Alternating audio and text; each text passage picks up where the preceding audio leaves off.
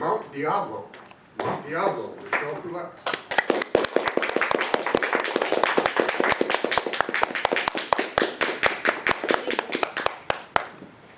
Good evening, everyone. Mount Diablo. We are very lucky to live in the Bay Area close to one of the most strenuous hiking locations. Mount Diablo is south of Clayton and northeast of Diablo. During the October through December months is tarantula mating season. You're destined to run into one during those times. I ran into a few. Not very scary, but still tend to walk around them. In the summer months, you need to watch out for rattlesnakes, which lay on warm rocks or slither through the tall grass. Rattlesnakes typically will not strike unless they feel threatened. I have come across a snake during one of my Mount Diablo hikes where the snake was standing, rattling, and ready to strike. I was very fortunate that a family was in front of me, warned me, and led me off the trail around the rattlesnake. Not too certain what they would have done if it actually went to strike me, but I still went. In February, I encountered 3 wild boars. That was quite an experience. I was all alone.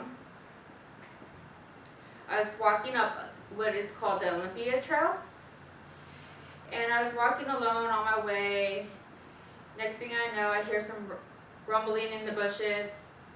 I look down, and there's 3, and they're small, but they're like rounded in the butt area. So I'm looking, and this is fairly new to me, hiking, and I thought for sure they were bears. I froze. I wasn't sure what I was going to do. I was told if you run into a bear, you're supposed to be large and intimidating, taller than them. I knew that wasn't going to be an option because I wasn't going to be able to follow through with that. The next thing, so I just froze, staring at them.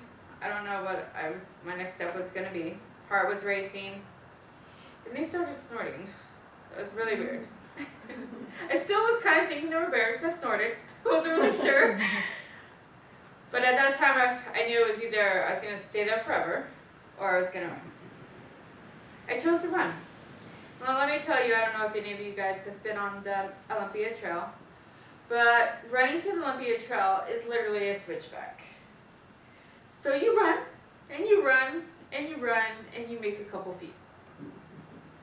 I was exhausted by the time I stopped, holding my backpack so it didn't make too much noise. Looked down, they were gone. I don't even think they noticed me. Thank gosh.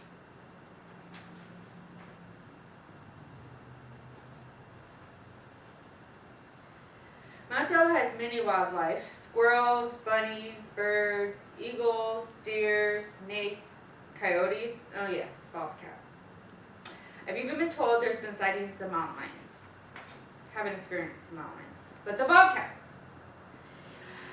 After the boar incident, I decided to come back the very next weekend.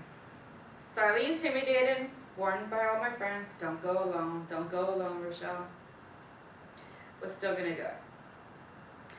And just my luck, 10 minutes into my hike, still fairly at the bottom of the Mount Diablo, right in front of me, sitting right in the pathway, was a cat. Appeared to be a house cat. Got a little closer, noticed the long tail, even the large whiskers, but it was the ears. The ears got me. At that time I started looking around. It was a baby. It was, still fairly small, so not quite intimidating, but I looked around and saw another one a little bit off of the trail. But I'm noticing now we have 2, identically looking the same. Big ears, long whiskers, long tail.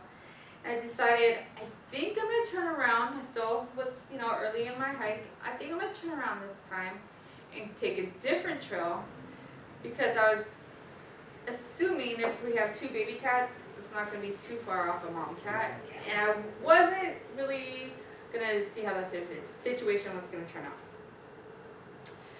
With all these animal sightings, you would think I would stop hiking alone, but no. Hiking has become my meditation time. It's also become my best butt workout, so I'm hooked. I started hiking about 2 years ago, and now I try to go every weekend, rain or shine. Mount Diablo has several different trails, all strenuous, but they all vary in length. There's what they call the waterfall hike, which is very beautiful hike. It's just more of a loop. It's still strenuous, like I said. You still get a workout in no matter which hike you choose. But it's about 6 miles and takes just a couple hours. Or you could go all the way to the summit, which is more like a 14-mile hike and takes about 4 hours is what I get. So it's to whatever you're liking. Most people that go there, you'll talk, oh, where are you headed, or do you know the way to, and they go to one of the 4 peaks and back down. There's the Mount Olympia peak, the North Peak, there's Summit, and then there's Eagle Peak. I now, because I've become a hiking junkie, will shoot to hit all 4 peaks at one time. It takes about 7 hours, it's about 19 miles, and I cover all the peaks. I absolutely love it. Now when I fall short, I'm kind of disappointed in myself.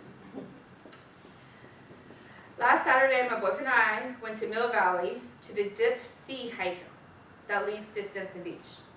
He's told me about it because he works out there. I've thought about going to the Dip Sea, never, because there's a famous race that's out there called the Double Dip Sea.